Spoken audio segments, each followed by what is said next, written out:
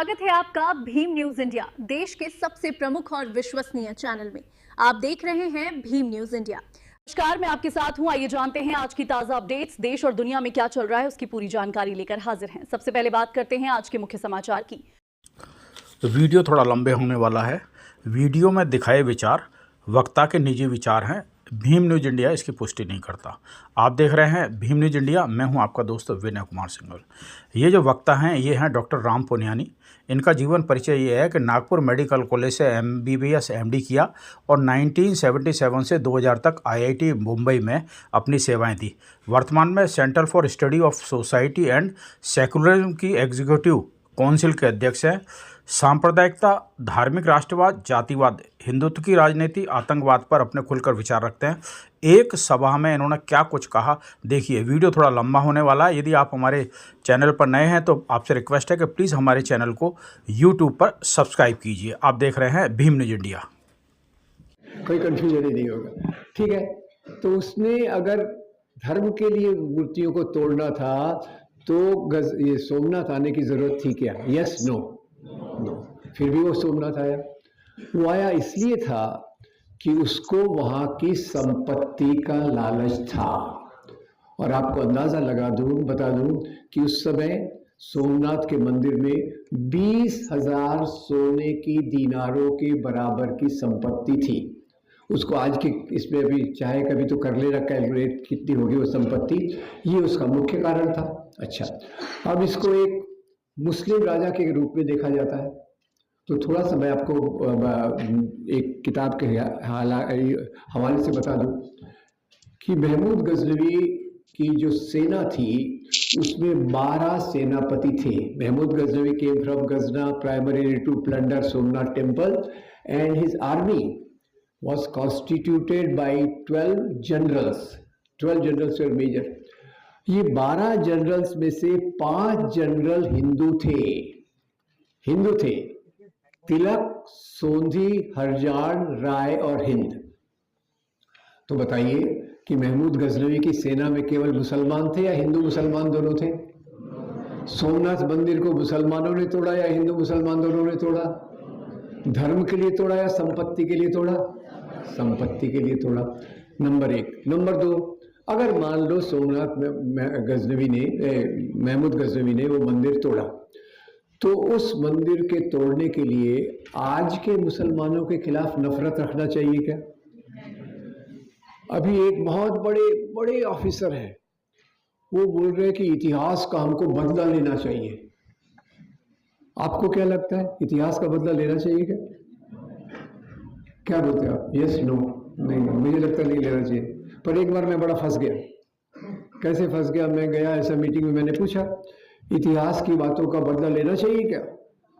तो एक दोस्त खड़े हो गए, इन्हीं के सरीके, छाती को फुलाया और बोले इतिहास की बातों का बदला लेना चाहिए कि हम तो लेंगे। मैं बड़ा परेशान हो गया। मैंने कहा इसका जवाब क्या दूं? वो एक पुरुष थे, तिलक विलक लगा हुआ था। तो मेरे दिमाग अचानक चला और मैंने कहा यार, इतिहास की बातों का बदला लेने की प्लानिंग कर रहे हो। मैंने सुना है मेरे कुछ नारीवादी मित्र जो है ना विमेंस ऑर्गेनाइजेशन में, वो लोग भी आजकल सोच रहे हैं कि हम इतिहास की बातों का बदला लेंगे। पहले सती प्रथा थी, अब हम क्या चालू करेंगे? सता प्रथा चालू करेंगे। मैंने जैसे ये बोला, उनकी छाती जो फूली हुई थी वो अंदर चली गई और वो बैठ गया। बोले नहीं, अब नहीं, इतिहास की बातों का बदला नहीं लेना। तो खैर, अभी एक बहुत बड़े ऑफिसर ने कहा इतिहास की बातों का बदला लेना है। अब ये बड़ी डरावनी बात है कि आप बदला किससे लेंगे? जिस सरल बात है लोकतंत्र में, there is simple thing in democracy that guilty should be punished and innocent should be protected. यानी अपराधियों को सजा दो और जो बेगुनाह लोग हैं उनको बिल्कुल प्रोटेक्शन मिलना चाहिए। अब आज जो समाज में नफरत फैलती जा रही है, the hate which is spreading, उसमें इतिहास का बहुत बड़ा रोल किया गया है। जैसे हमने देखा सोमनाथ के मंदिर में, as we saw about Somnath temple, दूसरी चीज़ों का भी बदला लिया जाता है। तो मुझे याद आता है एक राजस्थान में एक बड़ी मिनिस्टर हैं, शायद नाम मैं भूल रहा हूँ उनका, डिप्यूटी चीफ मिनिस्टर है वगैरह वगैरह। वो एक बार गई हल्दी घाटी के मैदान में। हल्दी घाटी के मैदान में उन्होंने कॉपर प्लाक देखा वहाँ कि यहाँ इस साल में अकबर और राणा प्रताप की लड़ाई हुई। लड़ाई में अकबर जीत गए, राणा प्रताप हार गए। अब वो मैडम जी को बड़ा गुस्सा आया, हिंदू राजा कैसे हार सकता है? तो आके तुरंत उन्होंने आदेश निकाला कि वो प्लाक को बदल दो। क्या करो कि प्लाक में कर दो कि भाई इस लड़ाई में अकबर हार गया, राणा प्रताप जीत गए। अब वो मैडम जी तो बहुत बड़ी हैं, कभी उनसे मुलाकात नहीं होगी, मुलाकात होगी तो बोलूँगा मैडम जिसको जिताना है जरा जिता दो, जिसको हराना है हरा दो, मेरा कुछ नहीं जाता, पर इसको हिंदू मुसलमान की लड़ाई मत बताओ। क्यों? तो मैं थोड़ा एक्सप्लेन करने का ट्राई करूँगा कि हल्दी घाटी की लड़ाई में एक तरफ अकबर की फौज थी, एक तरफ राणा प्रताप की फौज थी, और अकबर की फौज में अकबर खुद नहीं थे, अकबर वॉज एब्सेंट। पता नहीं सीएल लिया था या उन्होंने जो भी किया होगा वो भी नहीं आए, तो अकबर एब्सेंट थे। तो अकबर के बदले सेना का नेतृत्व कौन कर रहा था? राजा मान सिंह। तो बताइए अकबर की सेना में केवल मुसलमान है या हिंदू मुसलमान दोनों है? दोनों है। Very good. अब इधर आते हैं राणा प्रताप जी के पास। राणा प्रताप जी खुद अपने घोड़े चेतक पर बैठकर सेना का नेतृत्व कर रहे थे, और उनके दो बड़े सेनापति थे। एक का नाम था राम सिंह और दूसरे का नाम था हकीम खान सूर। हकीम खान सूर हिंदू या मुसलमान? तो राणा प्रताप की सेना में केवल हिंदू है या हिंदू मुसलमान दोनों है? हम समराइज कर लेते हैं, दोनों तरफ हिंदू है, यस नो? दोनों तरफ मुसलमान है, यस। तो ये हिंदू मुसलमान की लड़ाई है या दो राजाओं की लड़ाई है? ये लड़ाई धर्म के लिए है या सत्ता के लिए है? उसी के नाम पे आज बड़ी नफरत फैलाई जाती है। अब मैं महाराष्ट्र से आता हूँ, तो आपको पता होगा महाराष्ट्र में एक बहुत बड़े राजा हुए, प्रसिद्ध थे, अच्छे राजा थे। उनका नाम आप गेस कर सकते हैं क्या? छत्रपति शिवाजी महाराज। अब छत्रपति शिवाजी महाराज के मैं आपको ये देने वाला था, उसके लिए हिंट पर आपने पहले ही बता दिया। तो शिवाजी जो महाराष्ट्र के इतने बड़े राजा थे, वो अपने राज्य का विस्तार कर रहे थे। उनके पिताजी कोई राजा नहीं थे, पिताजी राजा नहीं थे, राजा विस्तार कर रहे थे। तो पहले उन्होंने कुछ लोगों को जमा करके एक हिंदू राजा चंद्रराव मौर्य पर आक्रमण किया, और वहां से उन्होंने संपत्ति जमा करके अपनी फौज को बढ़ाया। अब ये फौज बढ़ी, उनकी फौज बढ़ी, तो वो दूसरी जगह पर जाकर हमले करने लग गए और अपने राज्य का विस्तार करने लग गए। अब वो राज्य का विस्तार, as Shivaji was expanding his kingdom, so there was Adil Shah of Bijapur. Bijapur के आदिल शाह ने देखा, अरे शिवाजी का राज्य तो बढ़ रहा है, इसका राज्य बढ़ेगा तो मेरा क्या होगा? तो उन्होंने अपने एक बड़े ऑफिसर को भेजा कि भेजा शिवाजी से। अफजल खान आया शिवाजी को हराने, तो उसने अपना डेरा एक तंबू पे जमा लिया ऊपर पहाड़ पे, और शिवाजी को मैसेज भेजा कि भाई मैं ऐसे आया तो आपसे लड़ने हो, पर पहले हम बातचीत करके देखते हैं, अगर बातचीत से सुधर जाए मामला तो मैं नहीं लड़ूंगा। शिवाजी ने कहा ओके, वेरी गुड आइडिया, अगर बातचीत से प्रॉब्लम सॉल्व होता है तो क्यों लड़ने का? तो उसने एक कंडीशन रख दी कि महाराज आप जब आएंगे तो आप कोई हथियार मत लाना साथ में, हम बिना हथियार, will meet without arms. Shivaji ने कहा नो प्रॉब्लम। तो शिवाजी अपने घोड़े पर बैठकर जा रहे थे, तो उनके पास उनकी तलवार नहीं थी। तो उनके एक बॉडीगार्ड ने देखा कि मेरा महाराज जा रहा है और उसके पास तलवार नहीं है, तो उन्होंने उनको पूछा महाराज आप कहाँ जा रहे हैं? बोले मैं अफजल खान को मिलने जा रहा हूँ। आपकी तलवार क्या है, कहाँ है? तो बोले हमारे बीच में समझौता हुआ है कि जब आप मिलेंगे तो हमारे पास तलवार, कोई हथियार नहीं होगा। तो वो बॉडीगार्ड बड़ा परेशान हो गया, बोले महाराज जरा नीचे उतरो। महाराज उतरे, बोले बताइए आपकी हाइट कितनी है? महाराज बोले होगी 5 फुट 6 इंच। बोले अफजल खान की हाइट क्या है? Can you guess? A Afghan Pathan height more than 6 feet, less than 6 feet? More than 6 feet. बोले आप 5 फुट 6 इंच के, वो 6 फुट से ज़्यादा। बोले आपका बॉडी साइज क्या है? बॉडी साइज आप देख रहे हैं ना? तो बॉडी साइज जैसे उसको मैं एक मॉडर्न लैंग्वेज में थोड़ा सा ट्रांसलेट कर देता हूँ कि मान लो आज शिवाजी महाराज हैं और हमको उनको रेडीमेड शर्ट गिफ्ट में करना है, तो कौन सी साइज का शर्ट गिफ्ट करेंगे? Small, medium, large? मीडियम, चलिए आई एक्सेप्ट मीडियम। और अगर अफजल खान को भी शर्ट गिफ्ट करने की तकलीफ है तो कौन सा देंगे? कौन सा एक्स? डबल एक्स में नहीं होगा, ट्रिपल एक्स से ज़्यादा मिले तो ले लेना, ठीक है। बोले महाराज वो हाइट में आपसे ज़्यादा, साइज में आपसे ज़्यादा, वो तो बिना हथियार के भी आपका मर्डर कर सकता है। भोले मत बनो, ये गुप्त हथियार साथ में लेकर जाओ। हिंदी में क्या कहते हैं इसको? वाघ नख। और इस जासूस का नाम, उनके बॉडीगार्ड का नाम था रुस्तमे जमान। हिंदू या मुसलमान? मुसलमान। शिवाजी महाराज हिंदू। अब शिवाजी महाराज ने वो गुप्त हथियार अपने अंगूठियों के नीचे छुपा लिया, गए। अफजल खान वेट कर रहा था। दूर से जैसे ही शिवाजी दिखे वो चिल्लाया शिवा शिवा, और जाके उनके गर्दन पर हाथ रख दिया। शिवाजी महाराज तैयार थे, वाघ नख निकाला, उनके पेट में डाला, अफजल खान गिर गया। जैसे अफजल खान नीचे गिरा, अफजल खान का जो सचिव था उसने अपनी तलवार निकाली और शिवाजी महाराज को मारने की कोशिश की। और उस सचिव का नाम था कृष्णाजी भास्कर कुलकर्णी। तो शिवाजी महाराज का जासूस कौन है, बॉडीगार्ड कौन है? रुस्तमे जमान। और अफजल खान का सचिव कौन है? तो ये हिंदू मुसलमान की लड़ाई है कि राजाओं की लड़ाई है? तो राजाओं की लड़ाई को ये धर्म का रंग क्यों दिया गया? राजाओं की लड़ाई को धर्म का रंग दिया गया सबसे पहले अंग्रेज इतिहासकारों द्वारा। उसके पहले यहाँ की अगर थोड़ी सी बात बता दूँ, ये जनरल थोड़ा सा लॉजिक की बात भी है।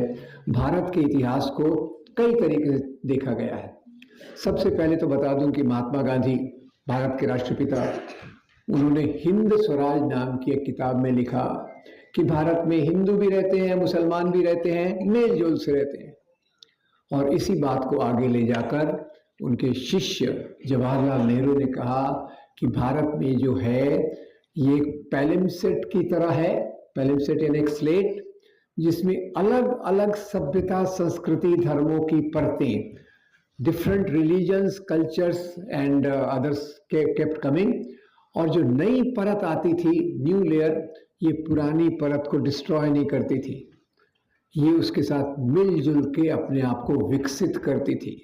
तो सभ्यता, संस्कृति, साहित्य, कला कैसे विकसित होती है? मेल जोल से। और इसीलिए जवाहरलाल नेहरू ने जो शब्द को ज़्यादा उपयोग किया वो था गंगा जमनी तहजीब। यानी यहाँ आपको हिंदू मुसलमान की लड़ाई दिखती है कि मेल जोल दिखता है? मेल जोल दिखता है। तो ये भारत के इतिहास को देखने का एक तरीका है। पर ये तरीके के खिलाफ जाकर अंग्रेजों ने जो इतिहास लाया उनका भी लॉजिक था, और उन्होंने जो लाया इतिहास उसका तरीका हम समझेंगे। उसके पहले मैं आपसे फिर से एक सवाल पूछ लेता हूँ। आपको 1857 की क्रांति विद्रोह याद है? उसकी चिंगारी किसने लगाई थी? मंगल पांडे। उसका नेतृत्व किया था बहादुर शाह जफर। बहादुर शाह जफर के साथी कौन थे? तात्या साहब टोपे, नाना साहब पेशवा, झांसी की रानी। हिंदू मुसलमान मिलकर अंग्रेजों के साथ लड़े। Right wrong? अंग्रेजों की सत्ता डगमगा गई तो उन्होंने कहा अगर हमको यहाँ राज करना है तो कौन सी नीति लगाना पड़ेगा? Divide and rule. और डिवाइड एंड रूल के लिए उन्होंने जो इतिहास बताया उसमें राजा को उसके धर्म से जोड़ दिया।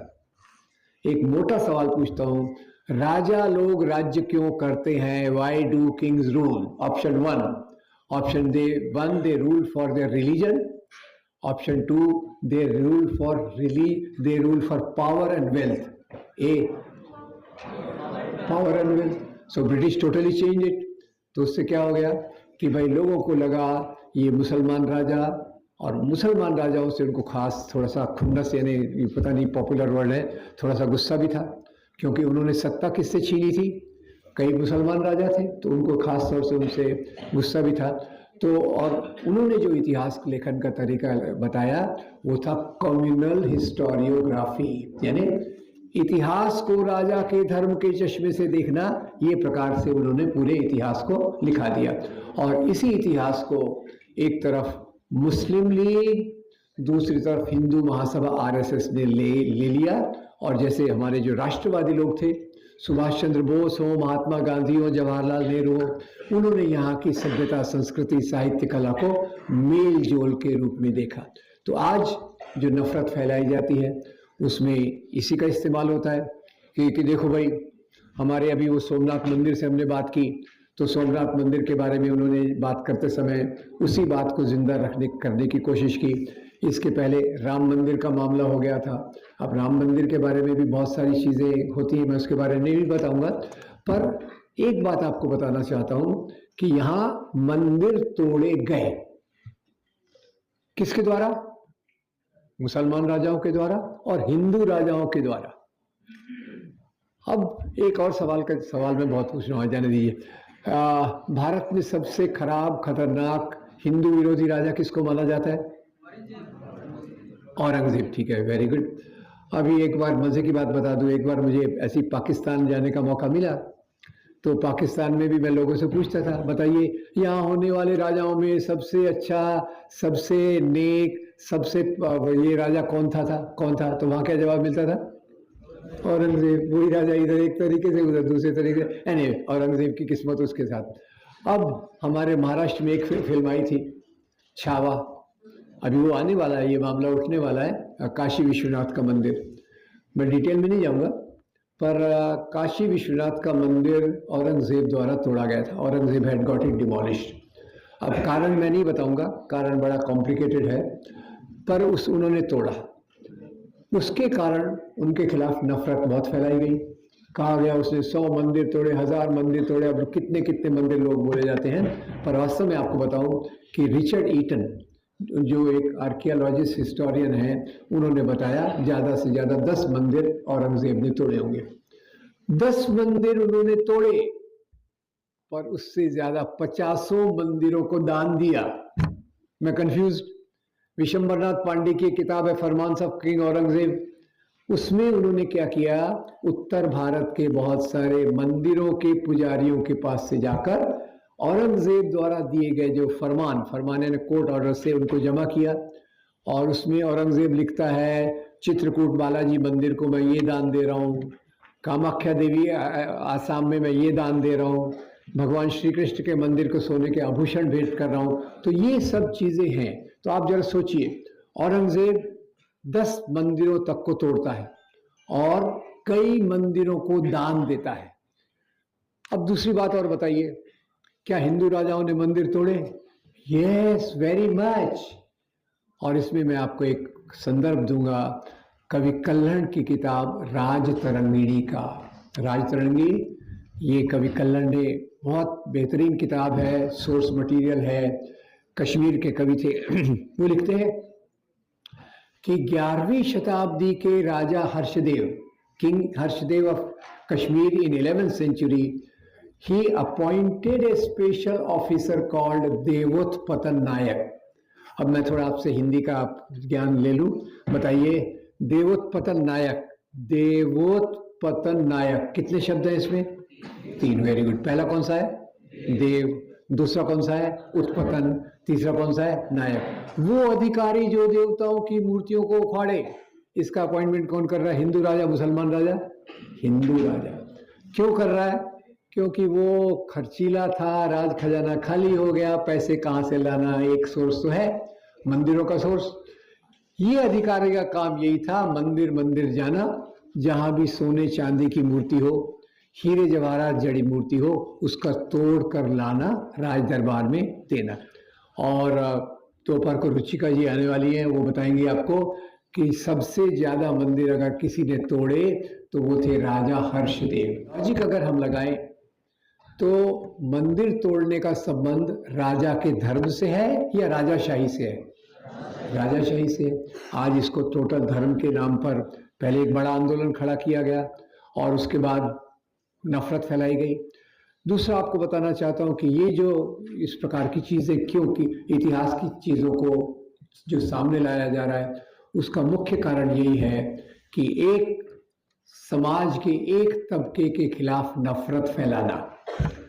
आपने न्यू एजुकेशन पॉलिसी की बात की, 5 साल हो गए उसको, और बीच में हमारी किताबों से मुगलों को गायब कर दिया गया। तो वो एक बड़े अच्छे कॉमेडियन है, मैं नाम भूल रहा हूँ, नहीं, वरुण ग्रोवर इसी पे बोल रहे थे, मैं मुगलों पे जोक लिख के आया, मेरी जोक तो वैसे रह गई। तो बोले अभी कोई आएगा पूछेगा ये ताजमहल किसने बनाया, तो मुगल का नाम तो ले नहीं सकते, तो बोलना पड़ेगा वो कोई श्रीवास्तव साहब थे, इंजीनियर, उन्होंने बनवाया था। वेरी गुड, ये उनका ही बनाया हुआ एक जोक है। तो ठीक है, मुगल गायब हो गए। अब मुगल के गायब होने से मुझे एक बात याद आती है, और वो याद आती है पाकिस्तान की। पाकिस्तान की टेक्स्ट बुक की किताबों से हिंदुओं को पूरा गायब कर दिया गया है। इससे क्या हुआ? नफरत ज्यादा फैलाई जा सकती है। तो वास्तव में जो वैज्ञानिक सोच है, जो लॉजिक है, वो हर एरिया में लगाया जाना चाहिए। और अभी मेरे दोस्त गौर साहब आपको बताएंगे कि ये लॉजिक कैसे अलग अलग क्षेत्रों में खत्म किया जा रहा है, पर इतिहास में भी क्यों खत्म किया जा रहा है। इतिहास एक प्रकार की राजनीति का जो धर्म के नाम पे चलती है, धर्म के नाम पे चलने वाली हर एक राजनीति, वो हिंदू धर्म के नाम पे हो, इस्लाम के नाम पे हो, बुद्धिज्म के नाम पे हो, क्रिश्चियनिटी के नाम पर हो, धर्म के नाम पे चलने वाली राजनीति हमेशा ऐसा इतिहास बताती है जिसमें दूसरे धर्म के लोगों के प्रति नफरत पैदा हो। हम दुनिया में इसलिए हैं कि एक बेहतर समाज बना सके, और जहाँ नफरत का वातावरण होता है वहाँ समाज में प्रगति नहीं हो सकती। प्रगति के दावे हो सकते हैं, दावे करने में क्या जाता है, पर उस समाज में प्रगति नहीं हो सकती। ऐसे ही बहुत सारी चीज़ें हैं, जैसे आप धर्मांतरण के बारे में देखिए, तो ये भी कहा जाता है कि भाई भारत में इस्लाम कैसे आया, तलवार की नोक पर आया। पर आपसे भी इसमें भी सवाल पूछ लेता हूँ, आप में से कोई मुझे बता सकता है कि भारत की पहली मस्जिद भारत के कौन से राज्य में बनी थी? Very good. अब केरल में तो किसी मुसलमान राजा का राज्य 15वीं शताब्दी तक नहीं था, तो फिर वहाँ मस्जिद कैसे बनी?